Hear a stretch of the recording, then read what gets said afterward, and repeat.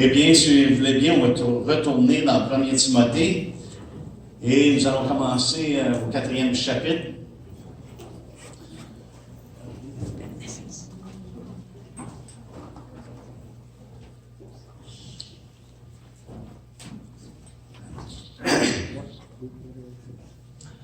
Et je crois dans le passage que nous allons regarder à partir du verset 1 et jusqu'au verset 5.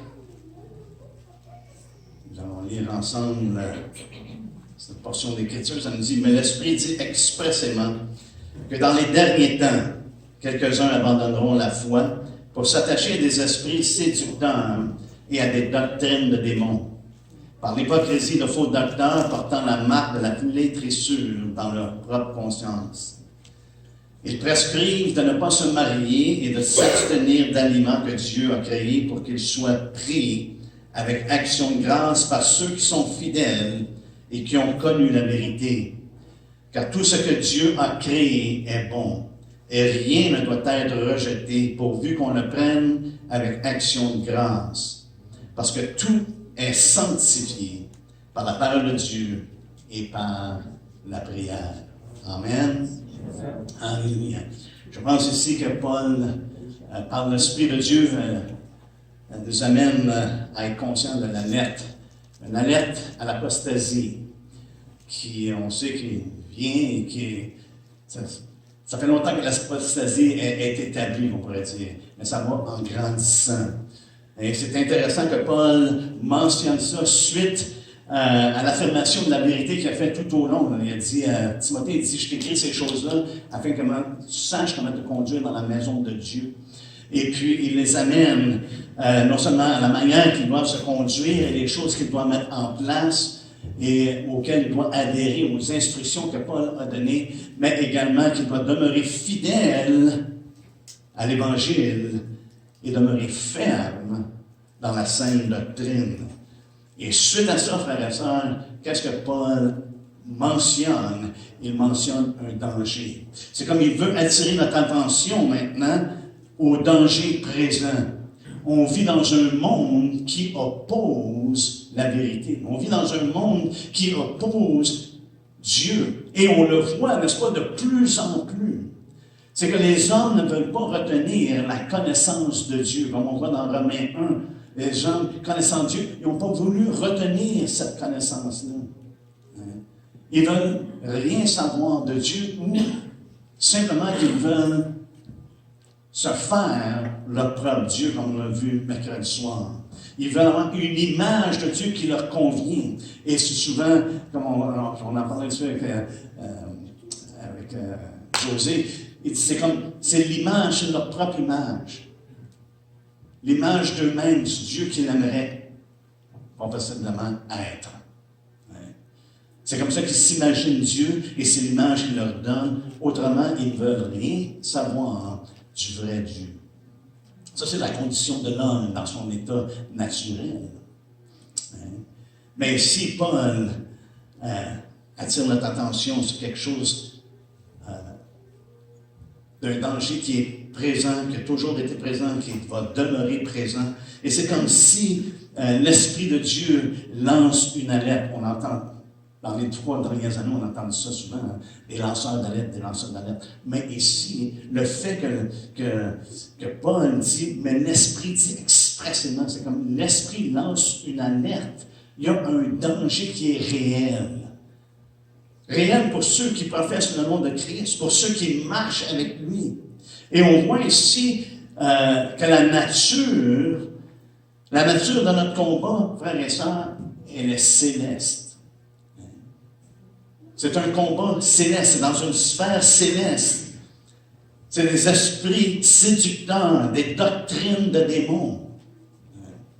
Mais ce n'est pas dans la sphère naturelle de ce monde. Paul dit, on ne combat pas, on ne lutte pas contre le sang et la chair. Ce n'est pas là notre combat. Et le Seigneur ne nous a pas instruits à prendre l'épée ou des bazookas ou de se révolter ou ces choses-là. Non. Notre combat, comme Paul le dit dans Éphésiens 6, c'est contre les dominations, les autorités, les princes de ce monde de ténèbres, les esprits méchants dans les lieux célestes. Ça, c'est le combat dans lequel nous sommes engagés. On est engagé dans ce combat-là parce qu'il y a un réel danger également.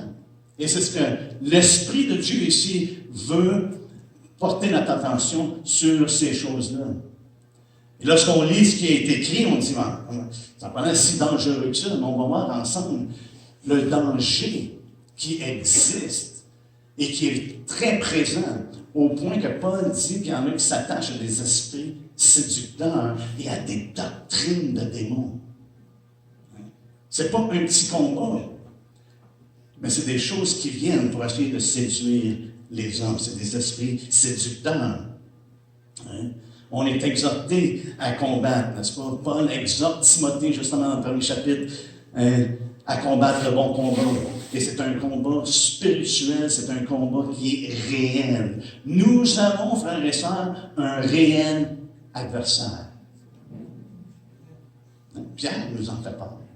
Nous avons un réel adversaire. Ce n'est pas juste le fruit de notre imagination. C'est une réalité de force spirituelle, de force démoniaque qui sont à l'encontre de Dieu, donc à l'encontre de l'Église, à l'encontre de la vérité, parce qu'il est le Dieu de vérité. Jésus dit, je suis le chemin de la vérité et la vie.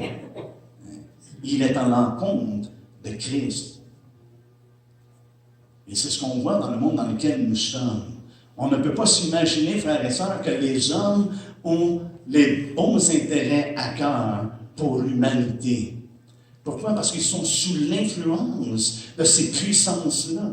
Sans même s'en rendre compte. Ça nous dit, Jean nous dit, que le monde entier est sous l'empire ou sous l'emprise du malin. C'est pas juste, il y en a qui le sont, il y en a qui le sont pas. À moins qu'une personne soit née de l'Esprit de Dieu, à moins qu'elle ait été vraiment transportée hors du royaume des ténèbres, dans le royaume de la lumière du Fils de Dieu, le monde entier est sous l'emprise du diable. Jésus dit qu'il est quoi? Il est qui? Qu'il est le Dieu de ce siècle. Et il fait référence qu'il est le prince de ce monde. Comment est-ce que l'esprit malin opère dans notre génération ou dans ce monde, frères et sœurs? Il opère à travers des instruments. Même il y en a qui s'infilent dans l'Église et dont Paul dit que ce sont des ouvriers trompeurs. Et c'est pas surprenant. Pourquoi? Parce que Satan lui-même se déguise en ange de lumière. Si Satan peut réussir à séduire quelqu'un en se manifestant en ange de lumière, comme il le fait dans le jardin,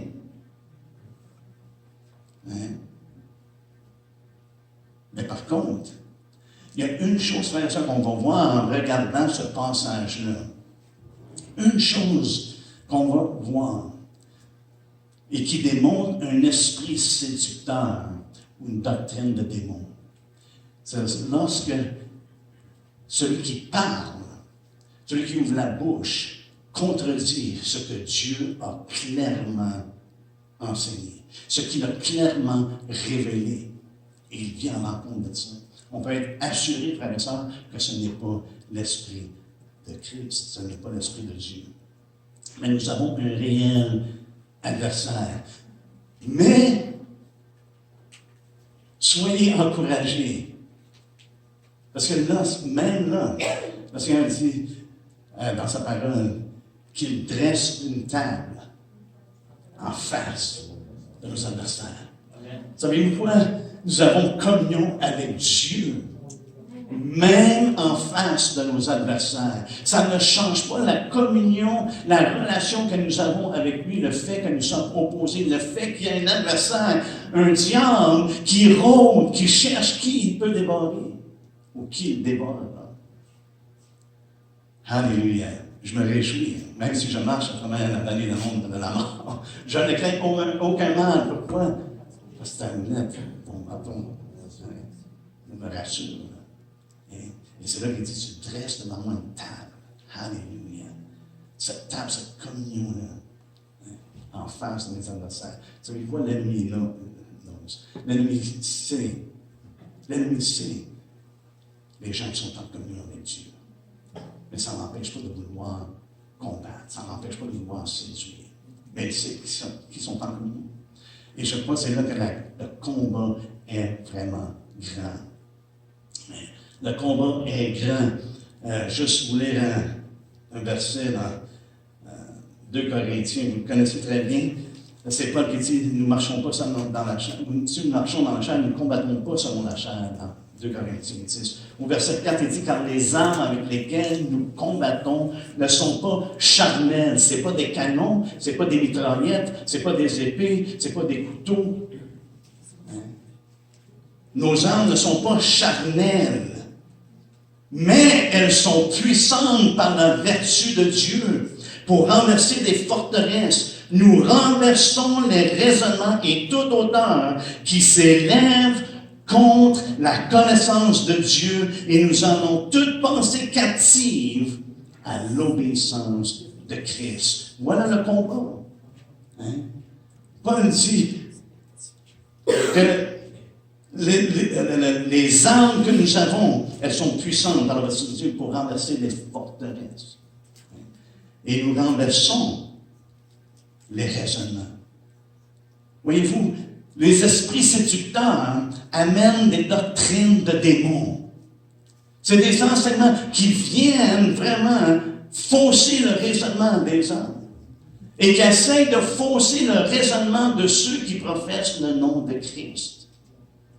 Et c'est pour ça que Paul dit, il parle aux chrétiens, il dit, on renverse des forteresses. Nous renversons les raisonnements et toute hauteur. Autrement dit, toute muraille, toute barrière, tout ce qui pourrait empêcher que les hommes comprennent, saisissent ce que Dieu nous a donné en Jésus-Christ. Ce qu'il a accompli et le combat dans lequel nous sommes réellement engagés. Que ce n'est pas un combat charnel ou naturel, mais c'est un combat spirituel. L'ennemi a ses agents, il y a ses agents dans le monde dans lequel nous sommes. Jésus lui-même dit que c'est son royaume. Et si son royaume est divisé, il ne tiendrait pas debout. Ce qui se passe dans le monde, frères et sœurs, c'est coordonné. Le diable est vraiment en arrière de tout ça. Il est le dragon qu'on voit dans les Écritures, qu'on voit dans l'Apocalypse. Il est le dragon qui donne la puissance à la bête. La bête, c'est qu'est-ce qui est vu. C'est l'empire, qu'on pourrait dire, n'est-ce pas? C'est le royaume à travers lequel il opère. Mais c'est le dragon qui lui donne sa puissance. Ce que les hommes enseignent, c'est des doctrines de démons très souvent. Ce qu'on est en train de voir, les lois qui passent, frères et sœurs, ne vous questionnez pas. C'est des doctrines de démons enseignées par des esprits séducteurs qui font en sorte que les hommes maintenant veulent reconnaître qu'un homme peut être une femme un homme. Voyez-vous ce que je vous ai dit? Ça vient contredire ce qui est clair dans les Écritures, ce que Dieu met clair dans sa parole. Les esprits séducteurs et les doctrines de démons qu'ils enseignent contredisent ce que Dieu a clairement dit. C'est exactement ce que Satan a fait, le dragon a fait dans le jardin. Il a contredit ce que Dieu avait clairement révélé à Adam. Et sa technique, sa ruse, sa subtilité ne change pas. Et je crois ici que Paul veut attirer notre attention du réel danger auquel on fait face. Mais on a à se réjouir. Parce que plus grand est celui qui est en nous que celui qui est dans le monde. À qui fait référence? Le mané. Nous n'avons pas à craindre le malin, mais on ne doit pas être ignorant, par contre, de ses desseins. On ne doit pas demeurer dans l'ignorance. On doit marcher à la lumière de la parole de Dieu. La parole, c'est une lampe à nos pieds, une lumière sur notre sentier. On doit être en mesure de discerner, on doit être en mesure de reconnaître qu'est-ce qui est de Dieu et qu'est-ce qui n'est pas de Dieu. Un des reproches qu'on retrouve dans Hébreu, c'est que des gens qui devraient enseigner, des gens qui devraient être prêts à être des exemples dans la parole de Dieu, de connaître ce que Dieu dit, ont encore besoin d'être nourris à la bouteille. Et malheureusement, ça reflète très, très bien une grande partie de l'Église de nos jours, autant que ce l'était dans le temps des apôtres. Des gens qui ne maturent pas, qui ne prennent pas le temps de se nourrir de la parole de Dieu, de la parole de la foi.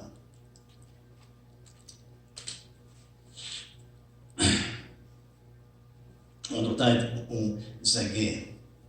Donc, on est engagé dans une lutte, dans un combat qui oppose la foi. Et c'est pour ça que Jude s'est senti poussé, n'est-ce pas, à écrire pour exhorter à combattre pour la foi qui a été transmise au sein d'une foi pour toutes.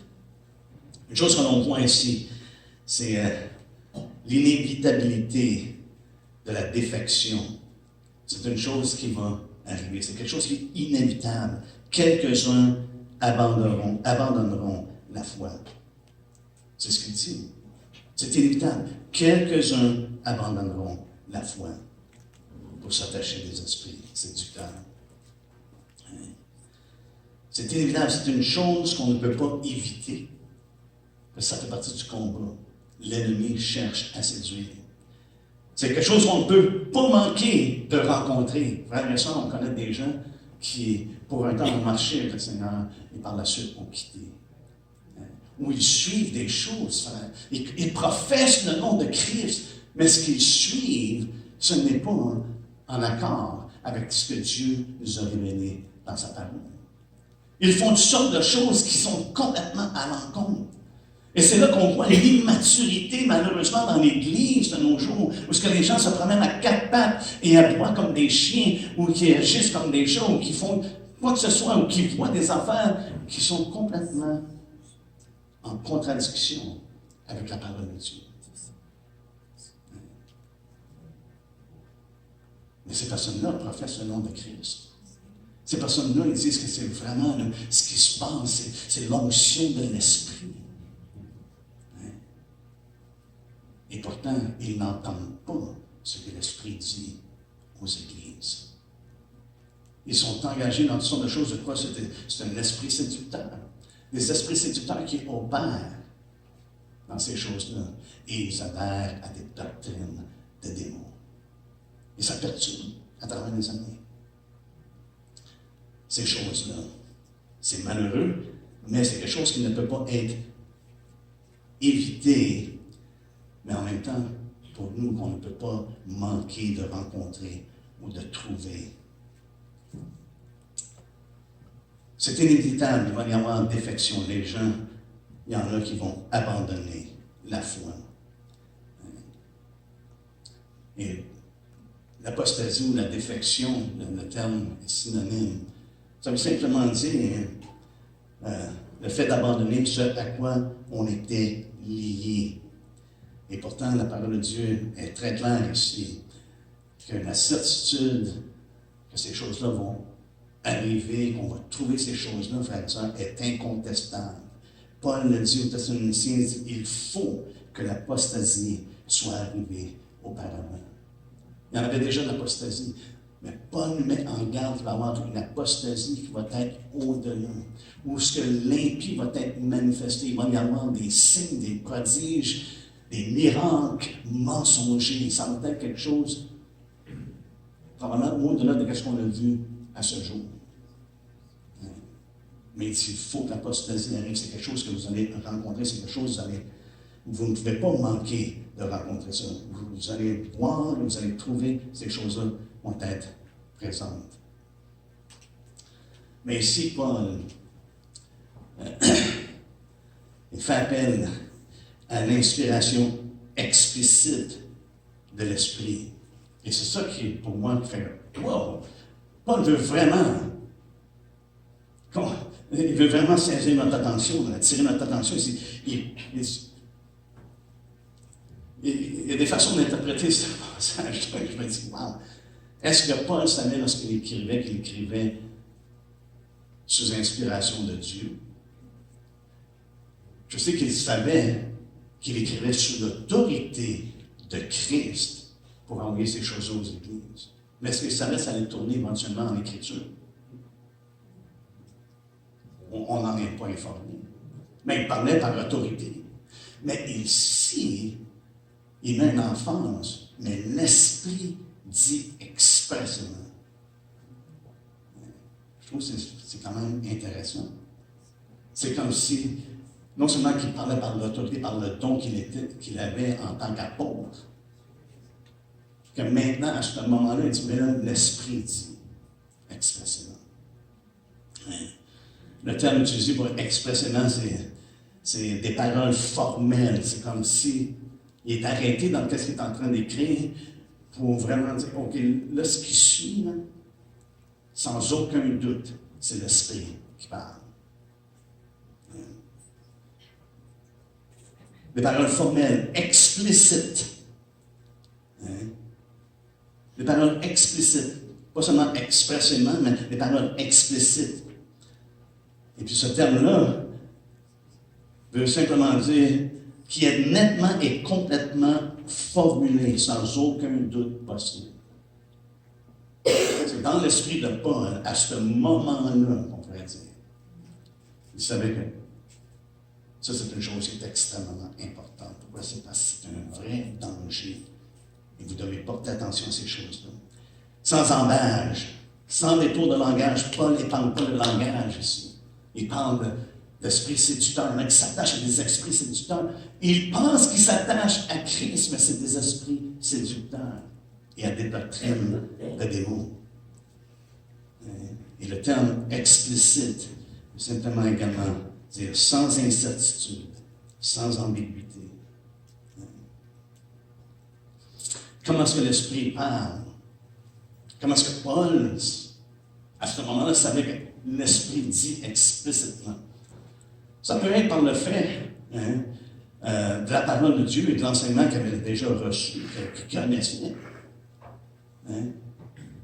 Parce que la parole est claire. Le Seigneur a enseigné quand il s'élèvera de faux Christ et de faux prophètes. L'Esprit parlait à travers Christ. Jésus dit, gardez-vous des faux prophètes. Paul savait. Voyez-vous, là, ce que Paul est en train de dire, c'est Jésus nous a déjà avertis de ces choses-là. Prenez garde que personne ne vous séduise. Prenez garde des faux prophètes. Ou ça peut simplement être Pierre. Allons dans 2 Pierre, au 3e chapitre. Ce que Pierre met en lumière, ce qu'il met de l'avant, au 3e chapitre, au verset 1, ça nous dit, « Voici déjà, bien-aimés, la seconde lettre que je vous écris, dans l'une et dans l'autre. Je cherche à éveiller par des avertissements votre sainte intelligence, afin que vous vous souveniez des choses annoncées d'avance par les saints prophètes et du commandement du Seigneur et Sauveur, enseigné par vos apôtres. » Voyez-vous, c'était connaissance dans ce temps-là, ce que l'Esprit disait à travers le Seigneur et ce qu'il disait à travers les apôtres. Et Pierre dit, je vous avertis. Et là, ici, il parle des moqueurs. Dans les derniers temps, dans les derniers jours, il viendra des moqueurs avec leur raillerie et marchant selon leur propre convoitise. Et il donne plusieurs détails à ce niveau-là, mais c'est simplement pour dire que Paul savait que, OK, l'Esprit parle, c'est l'Esprit qui parle. Pourquoi? Le Seigneur l'avait parlé. Les apôtres qui ont communiqué les commandements du Seigneur et du Sauveur aussi ont parlé de ces choses-là. Ils ont mis les gens en avertissement. Peut-être également, c'est le fait que Paul, sachant ce que Jean également avait averti, il dit qu'il va y avoir, il dit, vous savez qu'il va y avoir un antéchrist et qu'il y a maintenant plusieurs antéchrists. C'est une chose qui était connue. L'Esprit parlait à travers l'enseignement de Christ et l'enseignement de ses apôtres. Que ces choses-là allaient prendre place, qu'elles allaient rencontrer ces choses-là. Et Paul lui-même, lorsqu'il a averti justement l'Église d'Éphèse, il dit, il va s'introduire parmi vous des loups cruels. Paul n'était pas ignorant de ces choses-là. Mais là, c'est comme s'il y amène une attention particulière. L'Esprit dit expressément. Et c'est backé, on pourrait dire, c'est un bon français, mais c'est backé par ce que Jésus a dit et ce que ses apôtres également ont dit.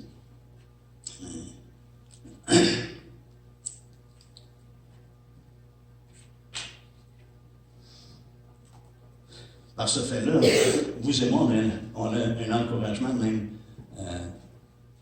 qui est encore plus grand. Un encouragement concernant la parole de Dieu. Parce que Paul, je crois, confirme à travers ça l'inspiration de la parole de Dieu. Ce que Jésus a dit, ce que les apôtres ont dit, ça a été vraiment poussé par le Saint-Esprit. C'est comme ça que les hommes ont parlé, c'est ce que Pierre nous dit, n'est-ce pas?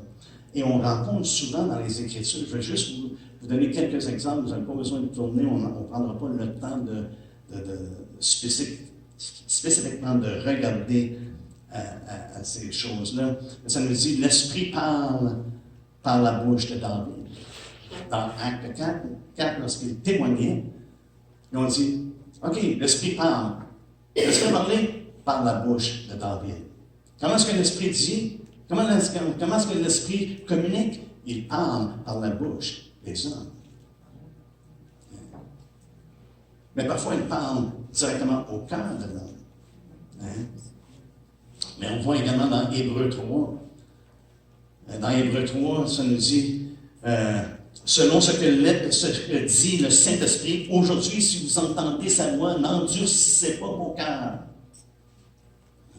L'auteur d'Hébreux amène notre attention que ce qu'il est en train de dire, c'est ce qui a été écrit, c'est ce que l'Esprit a dit. C'est ça que l'Esprit a dit. La même chose en Hébreux 10-15, ça dit, c'est ce que l'Esprit nous atteste aussi, parlant de la nouvelle alliance, qu'elle a fait une nouvelle alliance, qu'elle met ses lois dans notre cœur. Mais l'auteur d'Hébreux amène notre attention que c'est ce que l'Esprit nous atteste. Autrement dit, ce que Jérémie a prophétisé, c'est ce que l'Esprit dit. Donc, il utilise les hommes comme instruments à travers lesquels il opère. Et dans notre texte ici, lorsqu'il dit, mais l'Esprit dit expressément, c'est comme si Paul dit, le témoignage que nous avons de qu'est-ce que l'Esprit dit à l'Église, qu'est-ce que l'Esprit dit maintenant, là, en ce jour, c'est témoigner, c'est communiquer à travers les prophètes, à travers les apôtres, à travers le Seigneur Jésus. On doit avoir une oreille pour l'écouter. Comme j'ai mentionné, Paul était certain, sans aucune ambiguïté, qu'aucune prophétie a une interprétation particulière.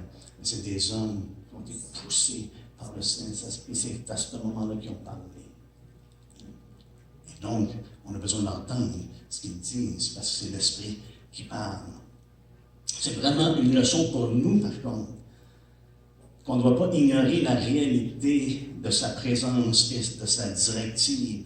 L'Esprit de Dieu, frères et sœurs, est vivant. Il est dans l'Église autant qu'il l'était avec les enfants d'Israël dans la nuée et qu'il dirigeait, autant qu'il était dans l'Église avec les apôtres, dans le ministère de Christ. Lorsque Jésus marchait sur la terre, c'est l'Esprit de Dieu. Il ne faisait rien à part ce qu'il voyait le Père faire. Et puis, il opérait par l'Esprit. C'est par l'Esprit de Dieu qu'il a chassé les démons. Que sa puissance a été démontrée. Et Jésus affirme que l'Esprit viendra. Ouais, c'est une des grandes consolations que nous avons. Il ne nous a pas laissés seuls. Est-ce qu'on a de quoi se réjouir? Il ne nous a pas laissés seuls. Imaginez-vous si on serait laissé à nous-mêmes. Stéphanie l'a partagé ce matin. Elle dit, est-ce qu'il y en a qui ont eu des combats cette semaine? Moi, je pourrais dire, est-ce qu'il y en a qui n'en ont pas eu? Comment est-ce que vous faites pour marcher sans combat? On vit continuellement dans un monde qui oppose la vérité. C'est normal qu'on soit engagé dans un combat. C'est pour ça que le Seigneur, il a pris ses disciples et les a emmenés à part. Prenez un repos, prenez un temps. Pourquoi? Parce que partout ce qu'on va, partout ce qu'on marche dans ce monde, on marche contre des forces qui opposent Dieu, qui opposent le Seigneur Jésus-Christ, qui opposent son Église. Pourquoi? Parce que l'Église est la colonne et l'appui de la vérité. Il veut fermer la boîte de l'Église, on pourrait dire. Il veut mettre un cap sur l'Église, afin que l'Église ne parle pas. Je vous avais mentionné que dans le temps à venir, on va regarder une couple de choses à propos des gouvernements, à propos de la politique de ce monde. Mais je veux juste vous donner une idée de la politique de ce monde. La politique de ce monde, c'est la religion du dragon. C'est à travers la politique que le dragon communique sa religion. Et c'est pour ça qu'on fait toujours face. Parce que les lois qui passent, frères et sœurs, dans le monde entier, ce qui est en train d'arriver avec le woke et toutes ces choses-là, c'est vraiment diabolique. Et c'est en train d'affecter les enfants, au point que maintenant, ils veulent donner la permission aux enfants. Aux États-Unis, j'avais lu un article, à 8 ans, sans le consentement des parents, ils n'ont même pas besoin de le dire aux parents pour aller se faire changer, de transitionner, de prendre des médicaments. Il y en a, c'est des médicaments qu'ils prennent pour changer leurs hormones. C'est des médicaments pour combattre le cancer. C'est malade. Mais comment est-ce que ça se passe? Comment ces choses-là viennent au passé? Parce que c'est des décisions morales. C'est vraiment des décisions religieuses. Mais puisqu'il est le prince de ce monde, et puisqu'il cherche à être adoré comme le Dieu de ce siècle, comme Dieu, il pense à travers, il communique à travers ces moyens-là. Et on voit des lois qui reflètent le caractère du malin. C'est ce qu'on est en train de voir. Et quelles sont ces lois-là? C'est des lois destructives. C'est vraiment des lois destructives.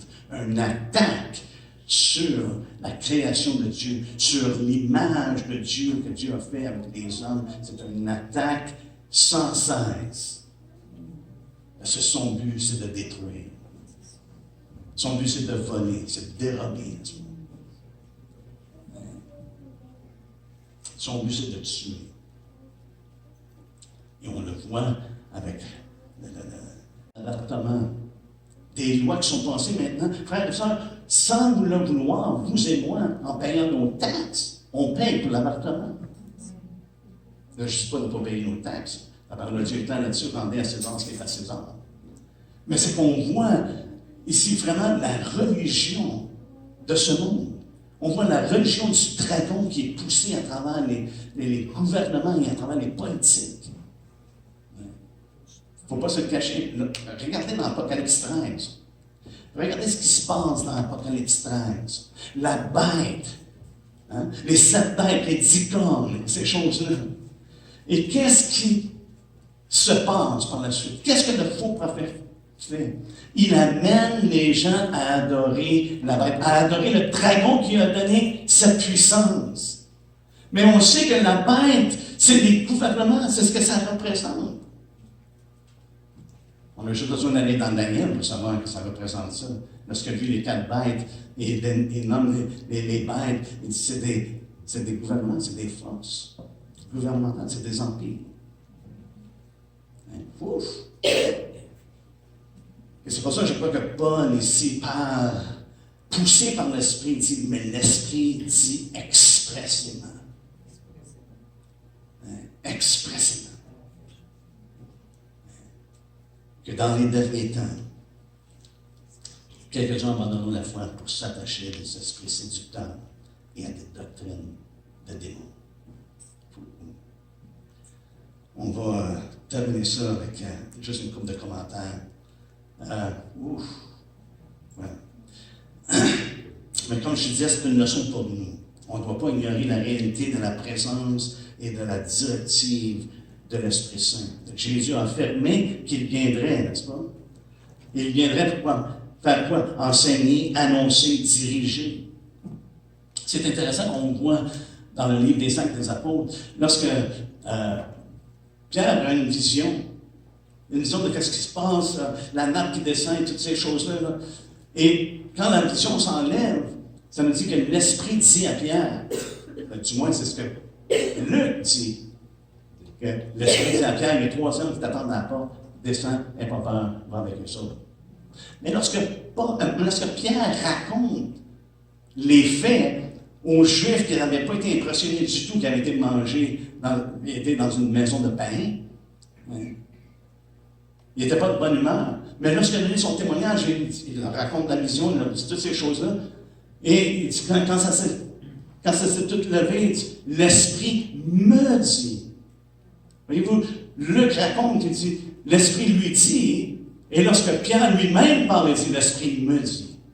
On voit que l'Esprit, la réalité de l'Esprit, c'est pas que c'était écrit à quelque part, hein, ou que le Seigneur il avait dit que là, tu vas aller chez Corneille.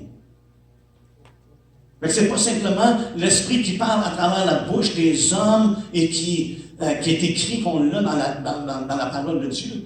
Mais ici, on voit un exemple concret que l'Esprit peut parler directement au cœur de l'homme et dire, va avec ces hommes-là. Et de savoir que c'est l'Esprit de Dieu. Mais savez-vous quoi? Quand c'est l'Esprit qui parle vraiment, la chose est telle qu'il le dit. L'Esprit ne change pas d'idée 3 semaines plus tard. Combien de gens ont dit, l'Esprit me dit de faire ça, et 3, 4 mois, ou quelques semaines plus tard, mais là, l'Esprit me dit de faire ça.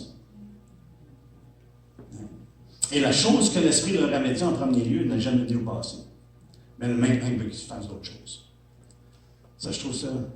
Et c'est ça qui fait en sorte, malheureusement, que les gens sont craintifs de la réalité de la présence de l'Esprit.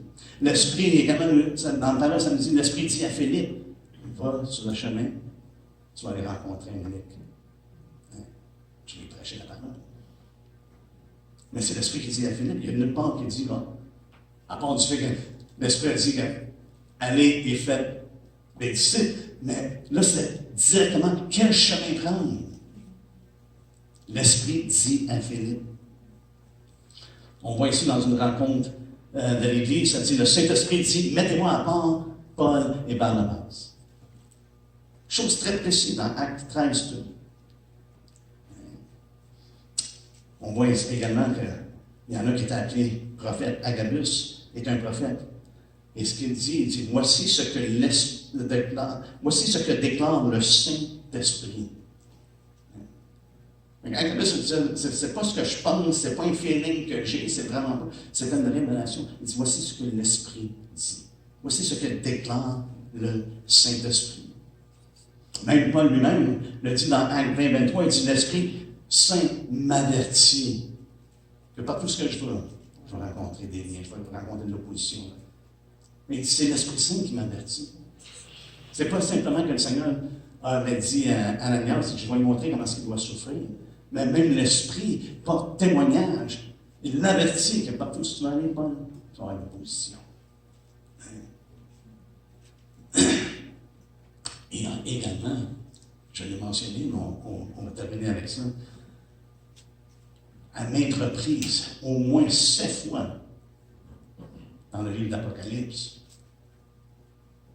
c'est écrit, Paul reçoit en révélation ici, que ceux qui ont une oreille pour entendre ce que l'Esprit dit. Ça doit être important aux yeux de Dieu. Parce que lorsqu'il parle à son Église, il dit, vous avez besoin d'entendre ce que l'Esprit dit. Et c'est certain, ce qu'il dit en grande majorité, il nous communique à travers sa parole, et jamais ça va contredire également la parole de Dieu. Mais ce qui est malheureux de nos jours, et je confesse souvent dans nos vies, ce qui manque, c'est une réalité manquante, mais c'est dû aux abus. Les gens sont un peu réticents. Frères et sœurs, on ne doit pas aller d'un extrême à l'autre extrême. On doit reconnaître la réalité de ces choses-là. Mais lorsqu'on regarde le livre des Actes des Apôtres, en plus de 30 ans d'histoire, ce n'est pas écrit souvent que l'Esprit dit explicitement. Et ce qui est arrivé, c'est qu'il y a des gens qui veulent tellement être conduits par l'Esprit, ils semblent toujours entendre ce que l'Esprit dit. Mais ce qui est un test, c'est si les mêmes personnes n'entendent pas ce qui est écrit. Ce ce que l'Esprit dit là, je doute fort bien qu'il va dire, oh, ça. Parce qu'une des premières choses qu'il fait, c'est qu'il nous enseigne tout ce que Jésus nous enseigne. Il amène à notre esprit tout ce qu'il nous a communiqué. Parce qu'une des premières choses que l'Esprit dit, c'est ce que Christ a enseigné. C'est ce que Christ a révélé, ce que Dieu a révélé. Et une des choses qui est certaine, vous n'avez pas besoin d'avoir aucune ambiguïté là-dessus, c'est que l'Esprit ne renie jamais Jésus. Il ne renie jamais Jésus, non seulement en parole, mais en action. Quand les hommes agissent d'une manière qui est complètement dégradée et qui disent que ça c'est Christ, comme au point de marcher comme un chien au bout d'une neige, qui disent et qui attribuent ça à l'Esprit de Dieu, frères et sœurs, c'est un blasphème. Il ne renie jamais Jésus, non seulement en parole, mais également en action. Et là, ce qu'on va regarder la semaine prochaine, vraiment, c'est un avertissement que donne Paul à Timothée et qu'il met en lumière justement ce reniement-là. Les gens disent de parler par l'Esprit, mais ils renient le Maître parce qu'ils enseignent.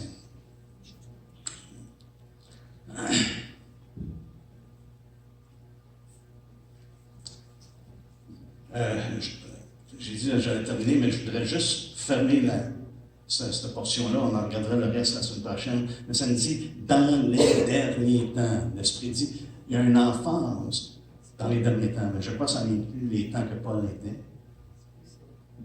Parce que ça nous dit clairement dans les Écritures que Dieu a parlé par les prophètes, mais dans les derniers temps, il a parlé par son Fils, Jésus-Christ. Fait que les derniers temps, ça fait un bout de temps qu'ils ont commencé, frères et sœurs. Et c'est un temps non seulement du temps présent de Paul, mais ça va jusqu'à la fin des temps. Lorsque Pierre parle du salut qui est prêt à être révélé dans les derniers temps. Le salut prêt à être révélé dans les derniers temps. Le salut qui est révélé, nous prêchons le salut en Jésus-Christ. Mais il y a un salut qui va être révélé. La grâce qui nous est apportée lorsque Christ va revenir. Dans 2 Timothée 3,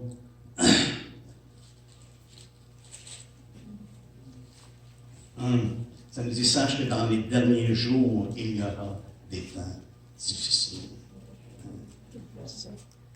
Dans 2 Timothée 3, verset 1.